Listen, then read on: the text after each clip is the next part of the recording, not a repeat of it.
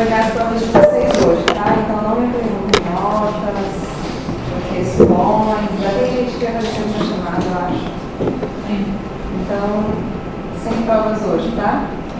Esqueçam o fígado, não foi intestino. Na verdade, não esqueçam o fígado. Nunca esqueçam o fígado.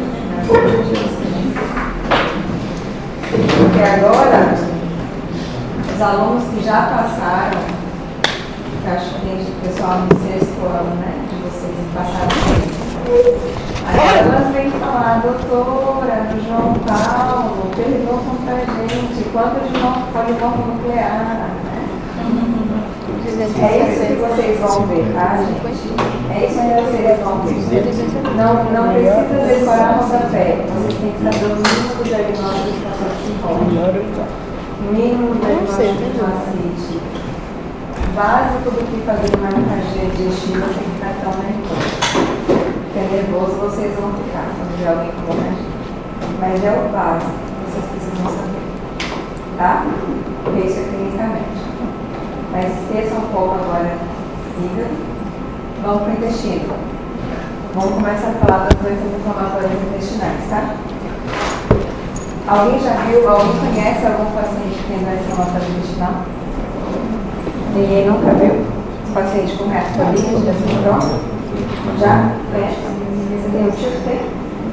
Ele tem o quê? Retocolite. Então depois a gente vai chegar na retocolite. Pessoal, entendam, quando a gente fala em doença inflamatória intestinal, eu não estou falando do que anda correndo na internet, no Instagram, de pessoas inflamadas. Eu não estou falando de gente que fala que glúten inflama, que leite inflama, que se você está meio ruim, de mal-estar, dor de cabeça, é porque está inflamado. Pelo amor de Deus. Não é isso. Tá? Internet agora é terra de ninguém. Qualquer um vai escrever qualquer baboseira e está tudo certo. E as pessoas acreditam. Aí chega no consultório, eu tenho que desfazer tudo que tem na cabecinha das pessoas. O duro é quando essa pessoa é aluna de medicina. A gente não pode saber. Tá? Então, por definição, porque a gente sempre define as doenças, né? Se você não entende a definição de doença nenhuma, você não consegue nem avançar no conteúdo, não leia, se você não sabe definir. Então, a doença inflamatória intestinal, por definição, é uma doença autoimune. Então, não é para quem quer ter, é para quem pode. É para quem tem uma predisposição genética para. Tá? Vocês têm aula de reumato? Sim. Então vocês sabem o que é uma doença autoimune por definição. O que é uma doença autoimune? A definição para qualquer um.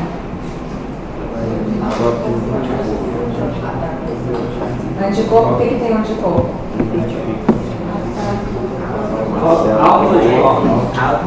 Muito bom, vamos lá.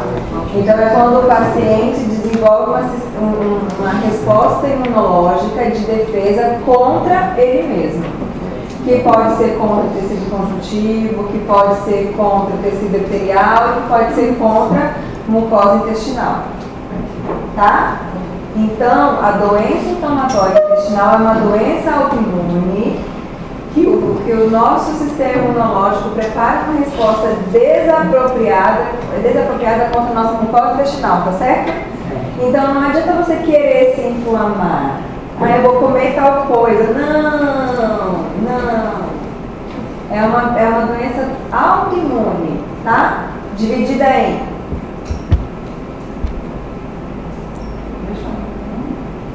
quais são as duas doenças inflamatórias intestinais? Retocolite e doença de Crohn. Mas o que desenvolve? Eu já sei que ela é autoimune, eu já sei que tem o fator genético, mas o que faz o paciente ter gatilhos?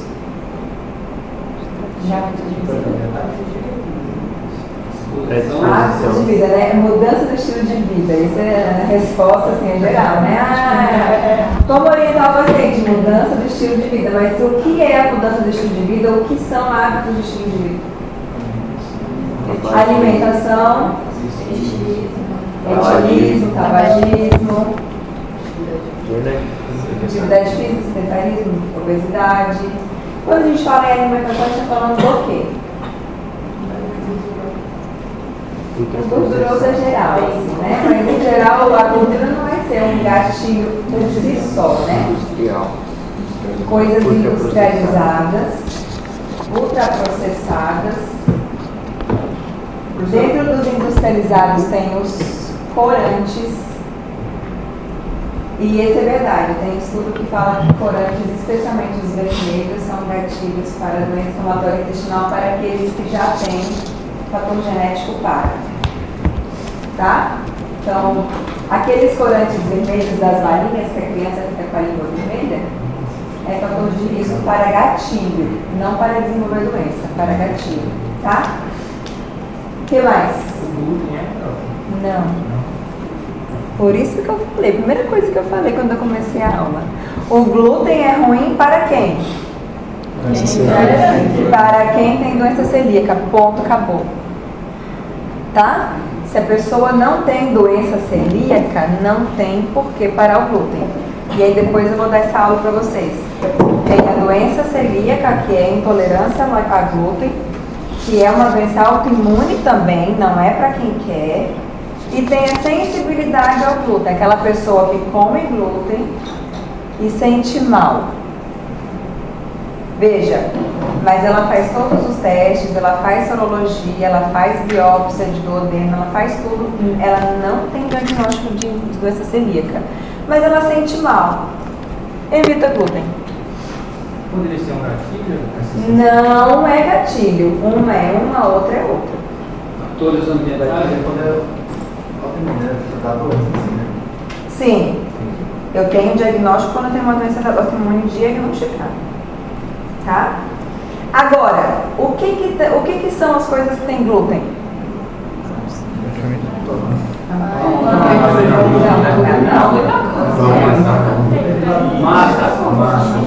Tudo que tem massa, tudo que tem carboidrato. Então, se a pessoa come muito carboidrato, é natural que a digestão seja mais lenta, porque são carboidratos complexos de serem quebrados. O que a pessoa tem que fazer quando ela tem sensibilidade ao glúten? Reduzir o glúten, reduzir carboidrato. Mas ela não é proibida, porque o celíaco é proibido. O celíaco não pode nem compartilhar panela com quem não é celíaco. Então são coisas totalmente diferentes, tá? A gente falou aqui de fator de risco, tabagismo. Tabagismo é fator de risco para ambas? Só para Crohn. Só para Crohn. É fator de risco para Crohn. Para a retocolite, o tabagismo parece ser protetor. Parece ser, mas a gente nunca vai dizer isso para um paciente. Certo? Porque, veja, parece ser protetor, mas se ele já desenvolveu a doença, não tem mais o que proteger. E se eu estimulo, se eu falo, é protetor para a sua doença, ele pode ter fator de risco para outras, que são as complicações do tabagismo, as doenças pulmonares, cardiovascular, pulmonar. Então a gente nunca vai dizer isso para o paciente. Mas vocês precisam saber, porque isso pode cair em prova, mas caía antigamente no texto da cara, que podia ser fator de proteção para a retocolite. Tá certo? Qual a diferença entre ambas? A apresentação, a distribuição das lesões, o grau de atingimento, A cara, como é que a organização, das lesões. a forma de manifestação, não é contínua, Então, mas a forma de apresentação. A forma de apresentação, o que você está falando? Clínica? Não é a apresentação das lesões, mas sim a distribuição delas. Então, a distribuição da lesão é mucosa. E quando você fala em apresentação, eu entendo que a apresentação clínica e a apresentação clínica das duas é muito parecida. A gente não consegue, pela clínica, diferenciar o que é Crohn e o que é colite. Porque os dois têm quadro clínico muito parecidos. A não ser que a doença de Crohn já abre o quadro com complicação. Aí eu sei que é Crohn. Mas se o paciente com doença de Crohn não abre o quadro com complicação, eu não sei qual que é uma qualquer outra. Então, a distribuição das lesões na mucosa. O que isso quer dizer? As camadas que ela tinha. Salteada. Qual é contínua? Qual é contínua e qual é salteada?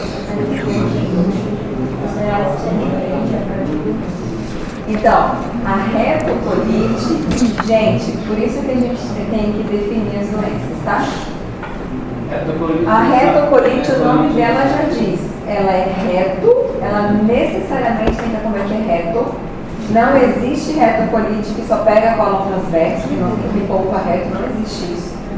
Então, a retocolite necessariamente tem que acometer reto e tem um caráter ascendente. Não necessariamente ela vai pegar todo o colo, mas o reto necessariamente ela vai pegar. Então ela pode pegar só o reto e ser uma retite, ela pode pegar o reto e ascender pelo sigmoide até descendente e fazer uma hemicolite esquerda. Ela pode pegar todo o colo e fazer uma concolite. Tá? Então a gente já classificou, é uma das classificações de acordo com a localização. O Crohn. A retocolite é contínua e ascendente e o Crohn é salteado, né? Mas outra característica da doença de Crohn, ela é transmural. Ela pode perfurar para toda a parede muscular do colo. Então ela pode perfurar. Como é que é o nome dessa perfuração? Fístula. Ela pode formar fístula. Ela pode abrir um orifício no colo, perfurar toda a camada e abrir um outro orifício em um outro lugar, que pode ser qualquer lugar. Pode ser pele, pode ser bexiga, pode ser vagina, tá bom? Pode ser qualquer lugar. E aí como é que a gente chama essas fístulas? O nome dessas fístulas? Não, brida é uma consequência disso. Quando tudo isso cicatriza, ela forma brida porque cicatrizou ali e ficou tudo grudadinho. As fístulas podem ser enterocutâneas. Perenal. Elas podem ser entero-entero, porque ela pode ser de intestino para intestino.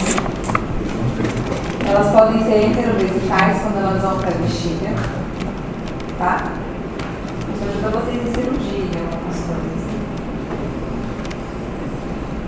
Então, sabemos que, como a doença de Crohn tem esse caráter transmural e pode perfurar, a gente sabe que ela pode fazer fístula.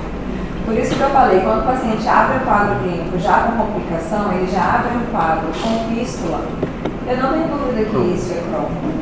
Isso não vai passar pela minha cabeça que isso é retocolite. Mas se o paciente não tem fístula, só pelo quadro clínico, que a gente vai ver daqui a pouco, não tem como ser. Tá bom? Outra característica da doença de Crohn. Não, porque isso é o aspecto inflamado. Da boca ao ânus, né? Da boca ao ânus. A retocolite, o nome dela é retocolite muito fácil. É reto e colo. Não pega intestino delgado, não pega estômago, esôfago, boca, não pega e poupa o ânus. É reto e colo, ponto final. A doença de Crohn pode pegar tudo, da boca ao ânus. Então, o paciente com doença de Crohn pode ter lesão perianal, porque pega o ânus, não poupa ânus. Tá bom? Lesões de aftoides na mucosa oral. Acham que falamos a diferença. Aí, quais são os fatores? Primeiro, genético. O paciente tem que ter o fator genético para desenvolver a doença. Se o paciente não tem fator genético, por pior que seja o estilo de vida dele, não terá. Ele precisa do fator genético.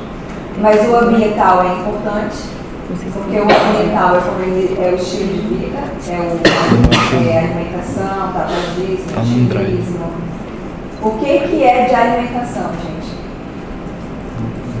Não coloquem glúten mais, tá? Corantes, industrializados, ultraprocessados, tá? É o que não é comida. O fator ambiental é o que não é comida. Então, tudo que é industrializado pimentas, as pessoas lembram mais do glúten do que das pimentas. Tá bom? E dos corantes. E o imunológico, que é o fator autoimune. Professor, as pimentas que a senhora está falando são aquelas industrializadas ou Todas. Sabe o chiclete? A industrializada consegue ser ainda pior, né? Porque além da pimenta, ela tem os corantes concebidos. Muito bem, muito bem. Muito bem. Chega um paciente, gente. Chega um paciente para vocês na emergência. É um quadro clínico parecido com a hemorragia digestiva alta, só que a cabeça baixa. Tá? Então chega para vocês no posto de saúde, ou na emergência, ou na UPA, uma paciente encaminhada de 22 anos. 22 anos, chega para vocês no consultório, uma menina com uma história de, veja que eu estou falando menina, veja que eu estou falando jovem, de 22 anos, tá? Porque é a doença de adulto jovem, é a doença de jovem mesmo. Quando me chamam para ver um paciente de 50 anos, que a hipótese é doença inflamatória intestinal, eu já vou assim, ó. Não será, provavelmente. Tá? Apesar de que a doença inflamatória intestinal tem 2 picos de incidência, mais comum no jovem, jovem mesmo, gente, 10 anos, 13 anos, 15 anos, 18 anos, e depois um outro pico já na fase idosa. Mas esse pico da fase idosa é bem menos comum, tá? Os meus pacientes, 98% deles são jovens, de 20 anos. E os pequenininhos que acreditam de 1 ano quando fazem 15 anos. Quando está muito com eles, não são presos. Tá? Então, são pessoas de jovens, de pouca idade. Então, chega uma menina de 22 anos no consultório de vocês com uma história de diarreia há 2 meses, mas é uma diarreia que a porta faz ela ter despertar noturno. Ela tem mais de 20 evacuações ao longo das 24 horas. Ela pode, inclusive, de madrugada para evacuar. E ela está perdendo. Não, calma. 2 meses atrás ela começou assim. Uma diarreia importante. Começou a perder peso. Na época ela foi no pronto-socorro. Na época ela foi na cidadezinha dela. Passaram para ela antibiótico, antiparasitário, albendazol, bonitinha. Ela melhorou. E ela fala para vocês, doutora, eu melhorei. Mas eu melhorei por um período. Eu fiquei bem ali por 1 semana, 10 dias. Depois voltou tudo de novo e eu comecei a perder peso. Eu comecei a perder, essa paciente pesa hoje 45 quilos. Ela perdeu quase 15 quilos. Mas o que fez ela sair da cidadezinha dela e vir para a capital para consultar com vocês, você começou a ter sangue. Então ela tem uma diarreia volumosa, várias evacuações ao dia, com despertar no corpo. Já fez um tratamento com antibiótico, teve um período transitório, mas depois voltou pior, ela está emagrecendo, não consegue se alimentar, teve um período de febre e agora está com sangue. O que vocês fariam? Colonoscopia. Muito bem. Você vai fazer colonoscopia, quem falou? Vai fazer colonoscopia de todo jeito. Mas você não consegue fazer colonoscopia amanhã? Não. Na hemorragia digestiva alta, você vai fazer endoscopia de qualquer jeito? Não. Porque você sabe que se a gente precisar de transfusão, você vai meter ela na colonoscopia? Ah, tá. Então, o que a gente vai fazer nessa paciente no consultório? Rápido. Gente, ela perdeu quase 15 quilos, ela está sangrando. Nada do que ela come fica no cabo digestivo dela.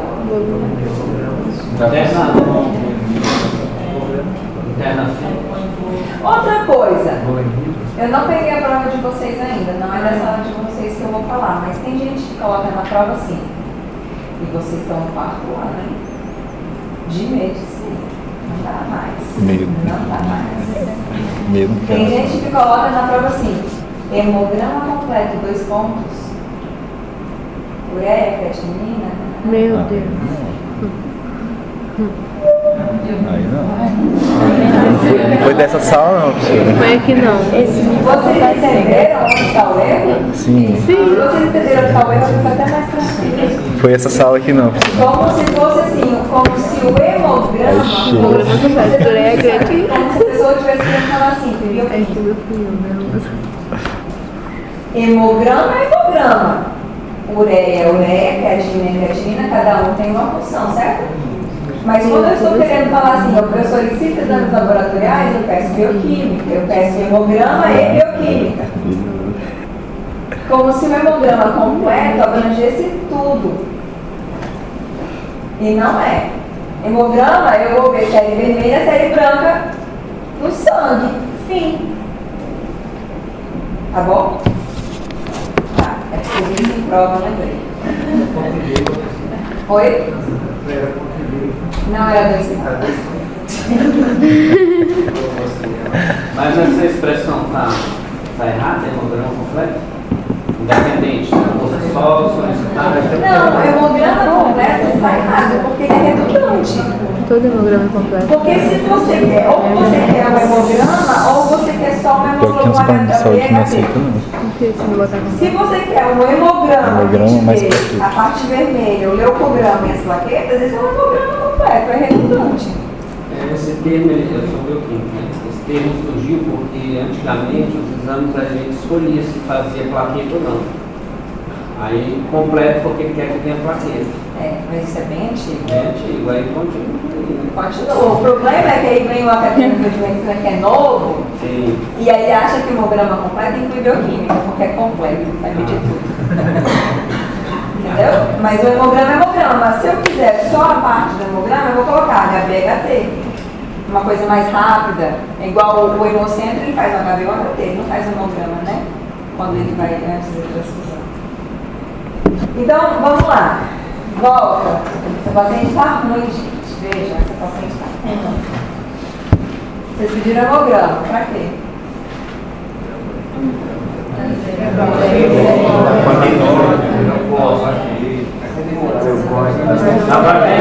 Hemoglobina, se tá sangrando. Gente,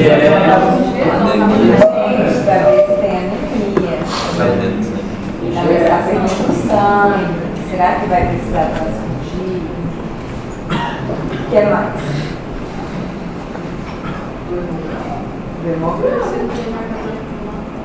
Não, porque marcador inflamatório não é demograma.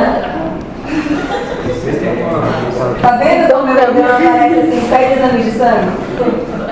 Hemograma, hemograma. Para ver se tem componente infeccioso. Porque, gente, às vezes eu pego diarreias assim, importantes, que não são com esse inflamatório intestinal, tá? Então a gente tem que descartar coisas primeiro. Então a gente precisa ver se tem transfusão, a gente precisa ver se na anemia, o tanto de anemia, para que eu consiga estabilizar para seguir a investigação com colonoscopia. Então preciso saber se é anemia e quantificar essa anemia. Mas bem, Eu preciso saber se tem um componente infeccioso, então preciso de leucócitos. E o que mais? A gente vai chegar nas transaminadas, a gente vai pro fígado. Depois você me disse que vai pegar o fígado dela. Ah, não, você falou ASC com o Asca. Não, a gente vai chegar lá. é aquele que fica cachorro com a cara feia. O que mais? Sei lá, tudo igual. O hemograma. Gente, vocês estão vendo só que o hemograma, não, porque parece assim, chegou na UPA, merece um hemograma. Não é, vocês têm que saber o que vocês vão ver no hemograma. Você viu, apesar de ela ter tomado já, por exemplo, medicamento para por exemplo, desde o gasto ela tinha realmente feito olharia lá as coisas na prova dela, se está aumentado ou não. Você poderia ver isso, poderia ver. A gente vê os leucócitos e as frações dos leucócitos, né? Então a gente pode ver o componente infeccioso, não só bacteriano, mas outros também. O que mais? IgE. Então, mas o IgE é no hemograma? Gente, aqui que a gente vê. Faz teu nome aí. Pelo diferencial do RDW, sim, pelo decente, o RDW, você vê se ela é microhipo, você vê se pode ser agudo ou crônico. O que mais? pelas O plaquetas. Elber já levou 3 aí. Porque veja, gente, mas está sangrando, você tem algum componente também Essas coisas que todo mundo plaquetário, sabe, o sabe? corpo Uma não deficiência fala. que faz ela sangrar ou se ela já perdeu, se ela já consumiu plaqueta. Então a gente precisa, eu uso alguns que falaram aqui, para ver o componente infeccioso, tá? Então beleza, a gente entendeu agora porque vai pedir problema, né? O que mais que vai pedir? Ela falou ácido, alguém sabe o que é o ácido?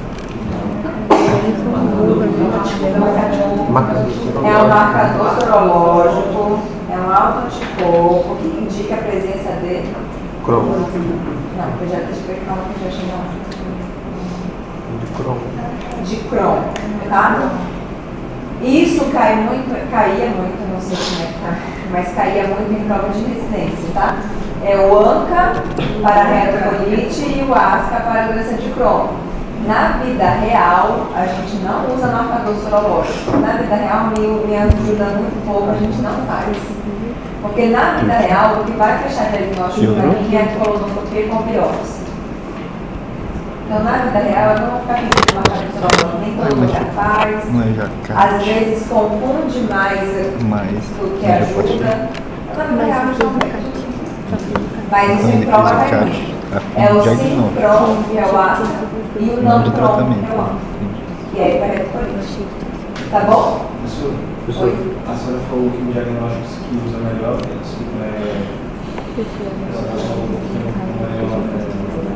colonoscopia e Biópsia. Professora, na sua prova coloca esses marcadores Sim, ou não? É porque na sua vida real você falou que não usa. Não, mas eu Mas não na faço prova a minha você- vida real, eu faço o que está escrito, e vocês têm que saber o que está escrito. Melhor pôr. Eu falo para vocês mais ou menos porque um dia será feito. Certo. No caso do padrão ouro, então você vê esses marcadores aqui. Não, o padrão ouro é o colonoscopia com biópsia, e isso é padrão ouro. Marcador sorológico, a gente tem que saber que existe e que pode ser utilizado. Isso não é padrão ouro em campo, né? Não é padrão ouro, professor.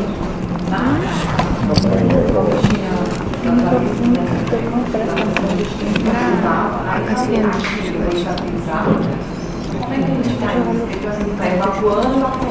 Não, então, mas aí a doença inflamatória intestinal é uma doença crônica. Então, por que o paciente sangra na doença inflamatória intestinal? Eu passei pela definição sem falar isso.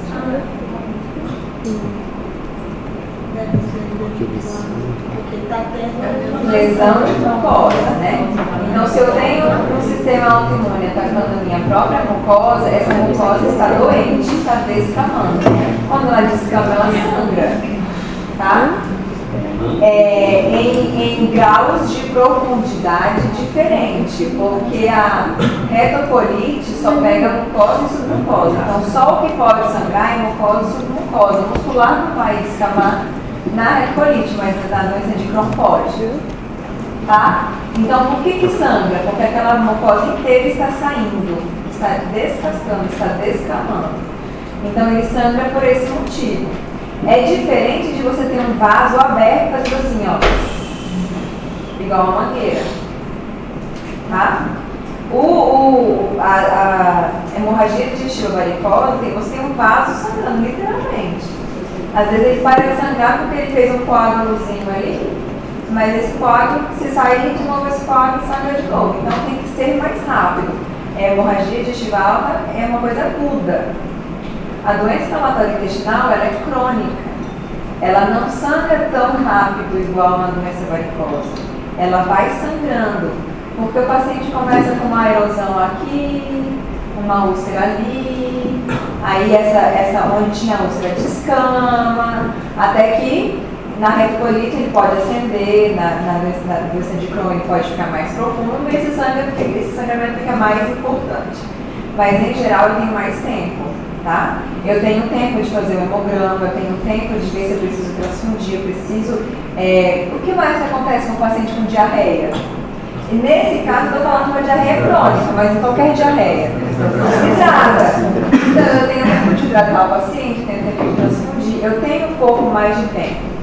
Dependendo da gravidade que ele chega, pode ser que você tenha mais tempo e pode ser que você tenha menos tempo, porque daí a gente vai avaliar a gravidade. Mas você tem o tempo de fazer os primeiros exames. Então a gente já viu que ele desidrata, precisa hidratar, a gente já pediu o logão, vai ver se precisa transfundir. O que mais acontece no paciente que tem diarreia, mesmo que seja aguda?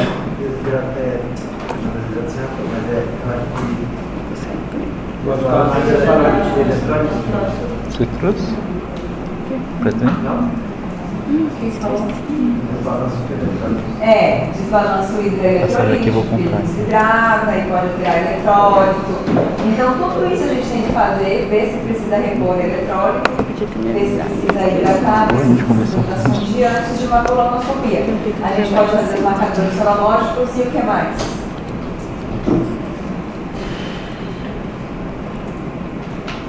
No slide tem exames de fezes. Exames de fezes é outra coisa que na vida real a gente não faz, tá? Por quê? Porque eu vou fazer colonoscopia. Eu vou fazer colonoscopia, independente de exame de fezes, entendeu? Eu não vou pedir um sangue oculto nas fezes para poder esperar a colonoscopia. Não, isso não vai acontecer no paciente que chega com essa história de diarreia crônica. Eu não vou atrasar uma colonoscopia para exame de fezes. E eu não vou pedir perfil parasitológico de fezes, sendo que se eu precisar imunossuprimir esse paciente, mesmo que o parasitológico de fezes venha negativo, eu vou fazer antiparasitário. Então eu não vou perder tempo com o exame de fezes aqui, tá? A calprotectina, vocês já ouviram falar na calprotectina? A calprotectina é o exame de fezes também. É um exame que faz pelas fezes, que é um marcador inflamatório mais específico do trato intestinal, do trato digestivo. Entenderam o que eu falei?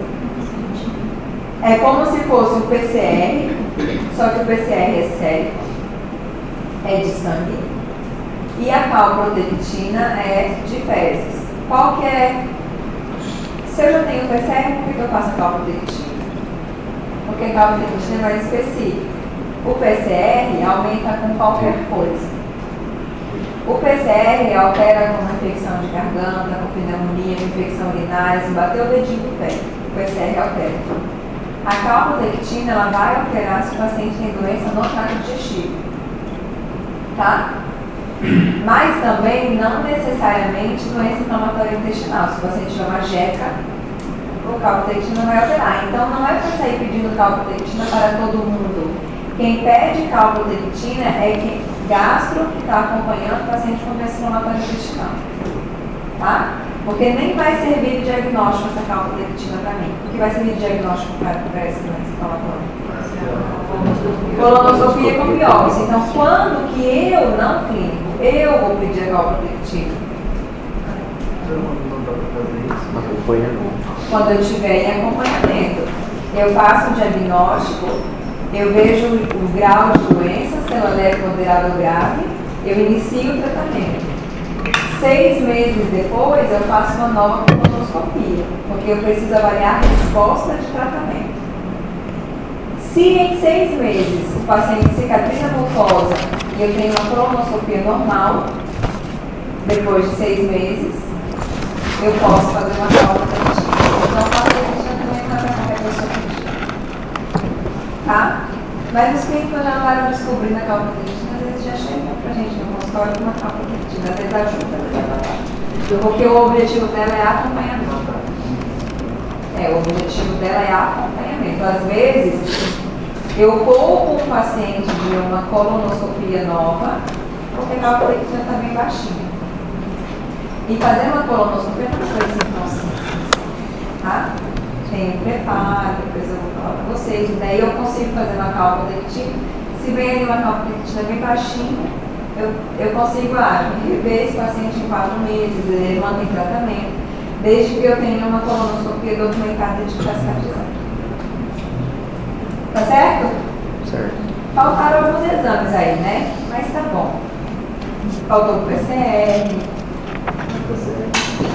PCR é importante. Vai dar alterado. Paciente com 2 meses de diarreia, 20 evacuações para ser renal. Vamos lá, sinais e sintomas. Já falei sinais e sintomas, né? O que o paciente pode ter? Diarreia, mas não é qualquer diarreia, gente. Aí é um outro ponto também. Não é uma diarreia 3, 4 vezes ao dia. Que geralmente homem faz cocô de 3 a 4 vezes ao dia. Naturalmente. Porque homem não tem hormônio feminino. Quem é constipado é mulher, geralmente, minha gente. Existe homem constipado, existe mulher que evacua muito bem. Mas de uma forma geral, homem evacua depois que come.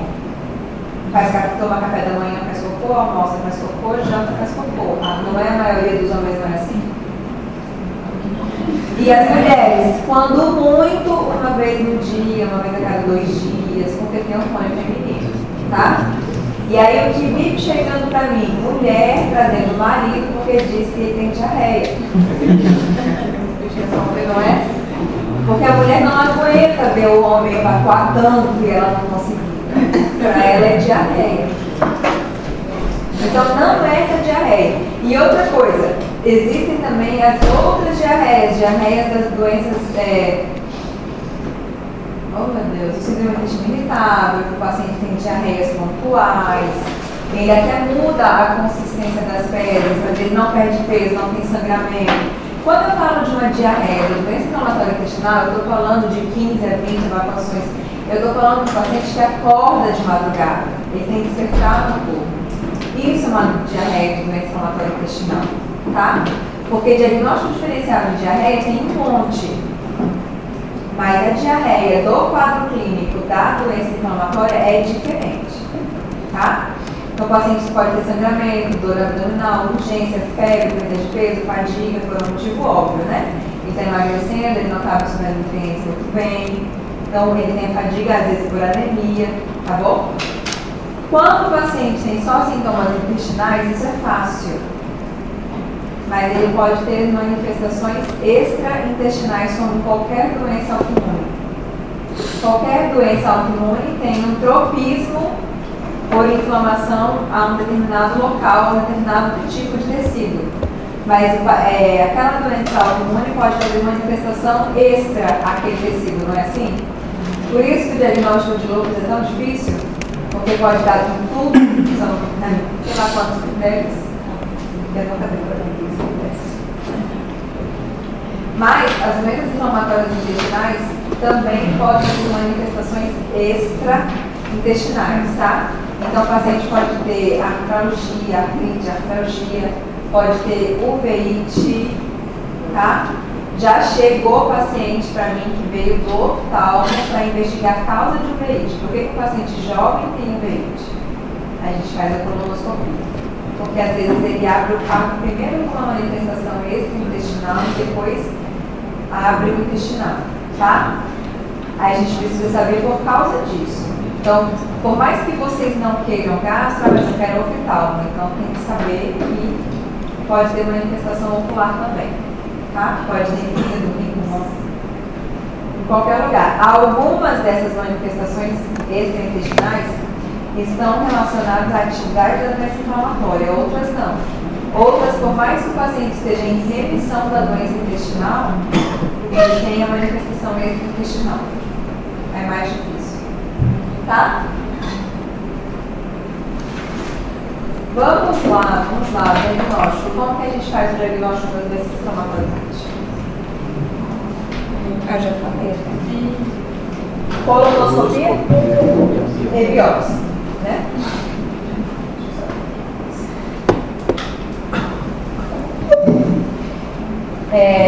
O padrão ouro do diagnóstico é colonoscopia.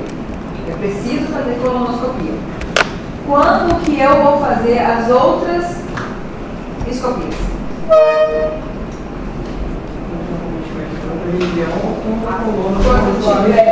Como é que é? Quando tem um metimento maior da região superior, ou quando não é coluna, quando a região superior não chega lá. Ah, entendi. Quando nem a coluna nem a endoscopia vão chegar lá. Então você está falando de médio, intestino médio. Ou com a colônia tirando exatamente por Vamos lá. Eu vou fazer necessariamente, obrigatoriamente, colonoscopia. Eu não vou pedir endoscopia para todos. A não ser que o paciente tenha sintoma alto. Porque se ele tiver sintoma alto, ele pode ter pronto. Então, se o paciente tem, nesse momento, diarreia, eu preciso fazer a colonoscopia.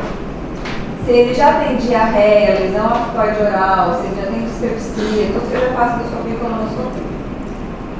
Tá? Então, se ele tiver sintomas altos, eu faço endoscopia. Padrão ouro para diagnóstico de doença inflamatória intestinal, colonoscopia com biópsia. Enteroscopia. O que é enteroscopia?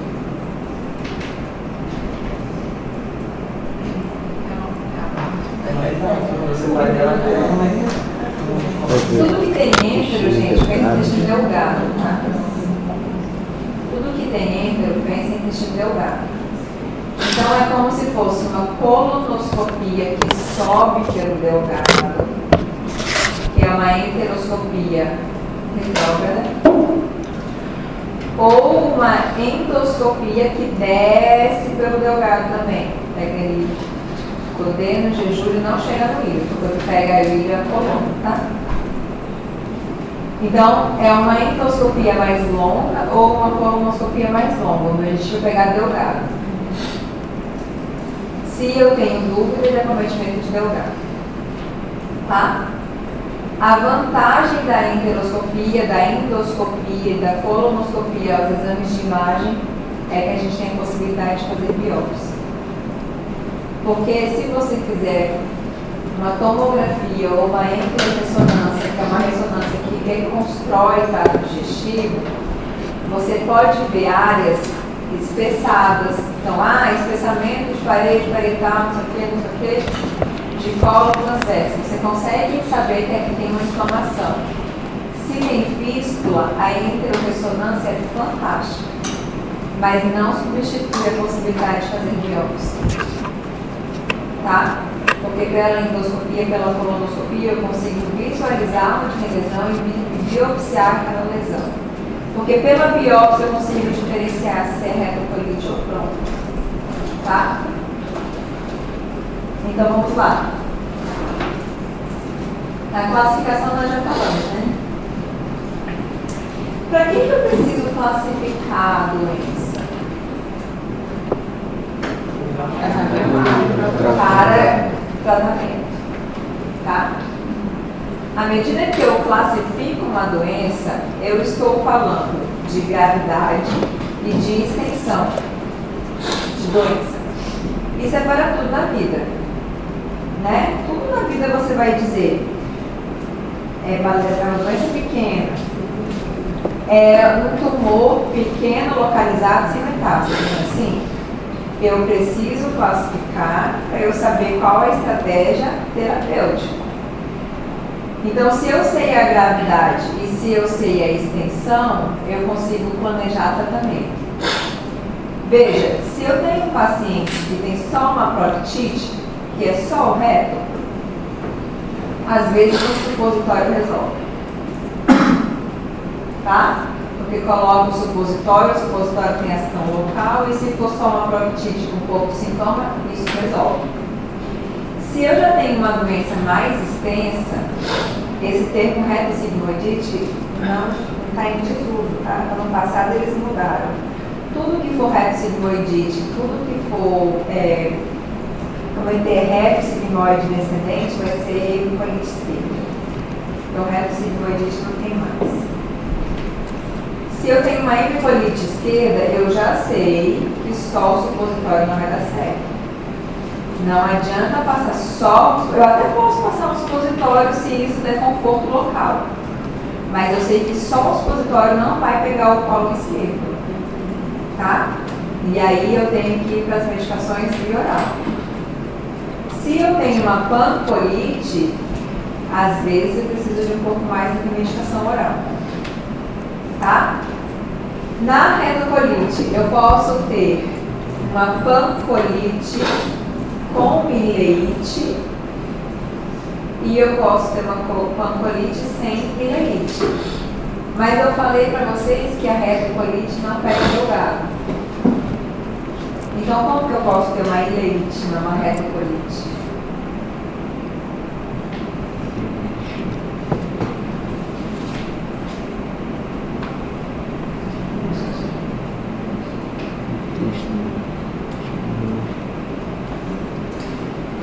Fala, o que vai fazer? Se tiver mais de uma doença, Não. associada, Não. Ou é uma ou é outra.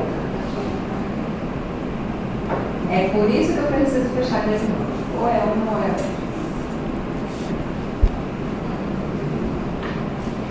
Ele pode fazer uma ileite por refluxo. Aquela inflamação do colo está tão severa e mudou, alterou a abertura e a conformação da válvula iliocecal, que é aquela válvulazinha que se abre para as pedras saírem do ilho e entrarem no colo. Então ela fica inflamada, ela fica aberta. E todo aquele conteúdo do colo fica refluindo para o ilho. Então o paciente com retocolite do tipo concolite pode ter uma ileite de refluxo. Ele pode ter uma ileite ou não, tá?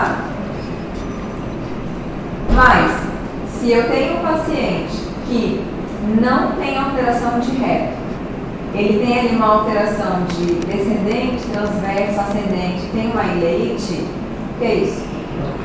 Isso é pronto, tá? Ou se eu tenho um paciente que tem uma inflamação só no ilho, o que é isso? Isso é pronto, tá? Agora, se o paciente tem uma pancolite, ele pega todo o reto, todo o colo, inflama a ilha, eu já não sei. Pode ser retocolite, pode ser Crohn, tá? A biópsia vai me ajudar aí. Vamos lá. Vamos ver aqui, ó. Essa mucosa é uma mucosa normal. Vocês deixaram essa mucosa bonita?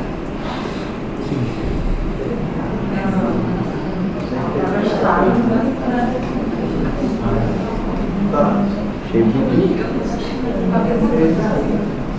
Essa mucosa tá linda. Ela tá tão linda que ela não foi publicada, né? Essa mucosa tá linda. Por que eu sei que ela tá linda? Tá maravilhosa. É o quê? Não sei se é Vascularizada. Perfeito isso. Entenderam? Eu consigo ver vasos submucosos. Então, minha mucosa não está machucada. Minha mucosa está bonita, está íntegra. Eu consigo ver o que tem embaixo. Eu consigo ver o que é como se fosse uma água cristalina. Tá? Eu consigo ver a vascularização submucosa. Ela está um pouco. Ela não está envermelhada, não, tá, gente? Ela está vermelhinha porque ela não está pálida. Ela tem que ser rosada, né? Ser vermelhinha, né? Porque senão o paciente está amarelhinha. É igual olhar aqui, ó, tem que estar vermelhinha. Mas é um colo que você vê todas as estruturas, não tem erosão, não tem nada, tá? Aqui, veja a diferença dessa primeira, que você consegue visualizar vasos mucosos, dessa primeira aqui que está escrito leve. Essa que está escrito leve parece normal. Parece. Eu consigo ver as alterações, eu consigo ver. Parece normal, mas eu não consigo visualizar vasos mucosos. Ela não tem erosão, por isso ela parece normal, mas ela tem edema. Se tem edema, se tem congestão de mucosa, eu já não consigo ver vaso mucoso. Tá? A moderada, eu já tenho erosão, já tenho grau de descamação nessa moderada. E na acentuada, eu tenho úlceras, que são lesões um pouco mais profundas e que elas podem, nesse momento, estar sangrando, tá? Às vezes sangra quando passa o aparelho da colonoscopia, às vezes antes do aparelho chegar, você já chega no aparelho e já está sangrando. Então ela pode ter sangramento espontâneo. Tá? Professora, eu imagino não consegui entender a diferença da parte digital e da total. Da imagem. Tem alguma diferença? Já mandei. O nome disso. A distal está distal. A total pelo documento. Não complica a vida. falo esôfago distal, eu estou falando terço distal. Se eu falo esôfago médio, se eu falo esôfago, tá? Mas na imagem dá para ver que não pega todo o reto. Na total, veja o foco mais perto de você aqui. Ó. A distal pega uma parte do reto, e a total pega todo o reto, mas está com o outro sinal. Essa não faz diferença não.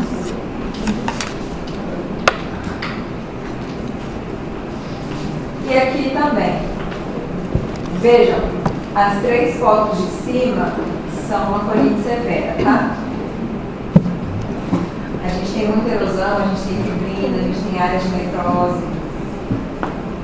Pode ter sangramento espontâneo.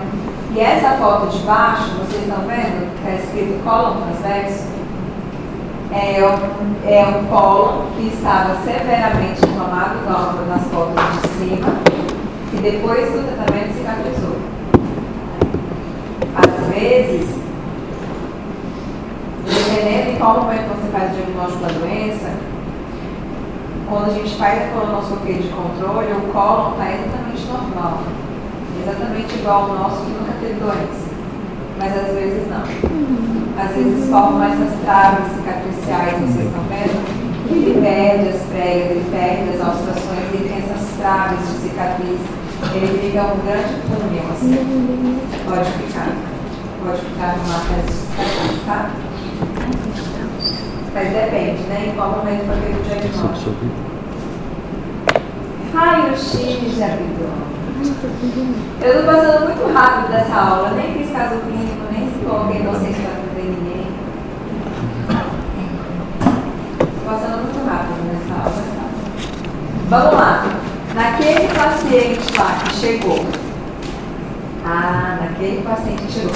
Naquela menina de 22 anos, com 2 meses de diarreia. Como que é o teu nome? Eduardo. Que o Eduardo já queria fazer uma colonoscopia. O que faltou pedir para aquela menina? Raio-X de abdômen.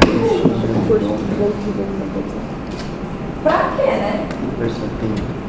Hã? Distensão.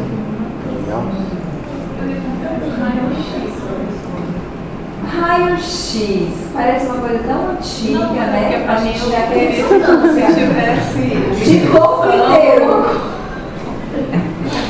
Claro que não vai dizer que eu deixei alguma instrução, ia estar distendida, alguma coisa assim, mas dá pra ver, não tá declarando toda hora, não tem uma instrução de mim. Descartar fecaloma? Não, fecaloma não vai ter. Nesta paciente não terá. Por isso que eu me pergunto, Nesta paciente não terá. O que é isso que vocês estão vendo? Muito distendida. Não, está muito distendida. Calma, começou bem. Edema é uma coisa. Edema é edema de parede. É uma coisa. Distensão gasosa dentro da luz. Dá para ver edema. Dá para ver distensão. Oi? Então, o estudo para avatar isso daí? Para você ter essa distensão? Porque aí, se você pensar no abdômen agudo obstrutivo, sim, você precisa ter uma obstrução para que tudo acima fique estendido. Aí é o polo, né? Aqui é o polo. Aí, o que eu pensei? Já está estendido desse jeito, o que vai acontecer? Você vai ter o excesso de bactérias produzindo gases, esses gases não vão sair. Então, esse vai estender o polo. Temos um colo distendido, chegamos ao consenso. Todo mundo acha que tem um colo distendido. O que é isso? Isso é um megacolo.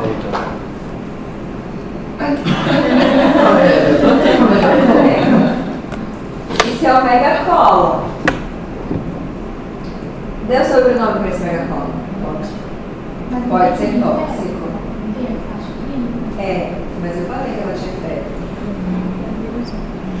Para que eu classifique em megacolo tóxico, o que mais precisa ter? Ela falou, distensão maior ou igual a 7 centímetros. Com sinais sistêmicos, quais? Hipotensão, febre, aumento de frequência cardíaca.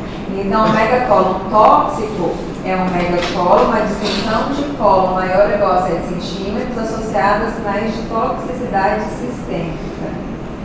Tá? Esse raio-x é da minha residência, a gente publicou esse caso. É um megacólon tóxico numa menina com retocolite, exatamente com esse quadro clínico. 2 meses de diarreia, sangue, fezes e perda de líquidos. Tá?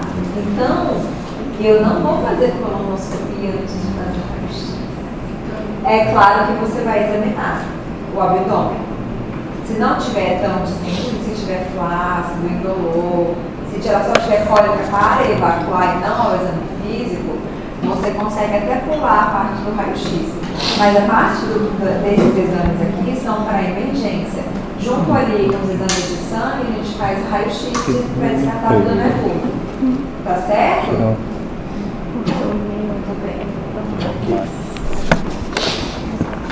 Então, tem um monte de exames. Como que a gente faz diagnóstico de tudo na vida, né? De tudo na vida. Para fazer diagnóstico para tudo na vida, a gente precisa de critérios.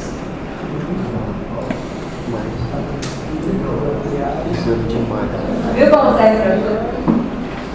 A gente precisa de critério clínico, então precisava ter avaliado aquela paciente para saber se ela tinha hipotenção cardíaca, sinais sistêmicos, né? Então a gente precisa de critério clínico, a história clínica dela, uma diarreia crônica, com definição é crônica. O que é diarreia aguda?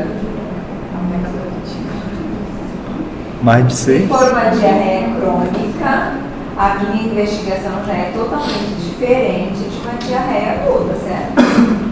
Então, critério clínico, história de diarreia crônica, história de emagrecimento, de perda de sangue nas fezes. Os sinais sintomas, dá um exame físico para ver se tem sinais de toxicidade sistêmica. Porque às vezes, muitas vezes, antes de eu tratar, inclusive a retocolite, eu preciso tratar infecções. Tá? Só que já Às vezes, atrapalhou muito antes de começar o imunossupressor, eu fui deixar um pessoal, negócio ali. ela continua, tá? Então, às vezes, antes de começar o imunossupressor, um biológico, um corticoide, preciso tratar com antibiótico primeiro. Então, nessa paciente, jamais começar uma terapia para retocolite aqui. Ela tem megacólon tóxico. Se a gente começa a imunossuprimir essa paciente, ela não morre. O megacólon tóxico por si só, por isso fica complicado. Por si só, nada. Se você olhar a mortalidade do megacólon tóxico, é mais de 40%. E a chance de sobreviver, além de ser pequena, a chance de sobreviver com uma colostomia é muito grande. Aí, se você imunossuprimir, ferrou. Aí morre 100%. Tá certo? Então, a gente tem critério clínico, laboratorial e de imagem. Na imagem para diagnóstico, padrão ouro, colonoscopia. Mas eu posso usar outros, né?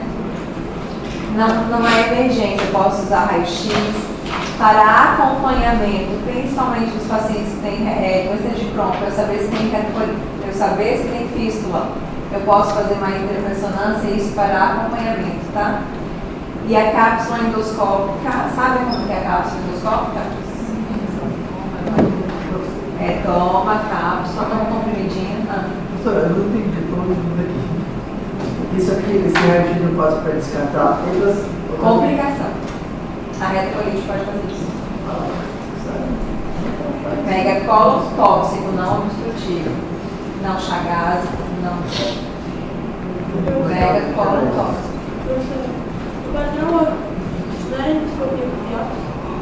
Colonoscopia com biópsia. A endoscopia só vai fazer se tiver sintoma alto. A cápsula. A cápsula é um comprimidinho, tem uma câmera, a pessoa toma, ingere, e ela vai fazendo fotos, tá? Para que a gente faz a cápsula? Se eu tiver dúvida se tem acometimento de delgado. Se eu achar que tem delgado, eu faço cápsula. Mas, inclusive o SUS liberou, não retrasado, o SUS liberou cápsula endoscópica para doença inflamatória intestinal. Mas vejam, é um exame muito caro. Muito, muito caro. Foi liberado há pouco tempo, pouco disponível, não são todos os lugares que fazem. Aí é um exame muito caro que requer um preparo muito bom. Tá? Porque se o paciente não tem um preparo bom é o quê? Tomar laxante, persistir no ficar limpo. Porque se o paciente não tem um preparo bom e algum resíduo gruda na cápsula, acabou o exame. Não tem mais como. Se você tem suspeita de fístula ou estenose, que é uma outra complicação do Crohn que não tem na retrocolite, é estenose. Então, se você tem suspeita de fístula ou estenose, você não vai fazer cápsula. Não vai sair essa cápsula. Você pode perder a cápsula e complicar. Tá bom? Então, a gente precisa saber que tem disponível, que já foi liberado para a pressão intestinal, mas com uma utilidade ainda muito... Tem que ser muito bem indicado, né? Não é que a utilidade é discutível, porque ele é bom, mas é importante nós uma indicação muito boa para fazer cápsula. Tratamento. Acho que eu vou parar aqui, não é mesmo? Não. Pode. Foi muita coisa, né? Não, tá bom. Não, tá bom. Não, pode continuar. Tá bom. Chega. Eu queria saber se ela pode ter também um componente. Não, com certeza. Vou opção. Em qualquer lugar? Em qualquer lugar, em qualquer uma das duas. Mas eu passei pergunta, né? Pergunta não pergunta. Mas sim, qualquer região é, Preciso esvaziar minha podem pauta. perguntar, tá? Teve muito sangue, é um sinal de live. Você fica. Muito bem, pessoal. Vou pegar a prova de vocês, eu espero que vocês tenham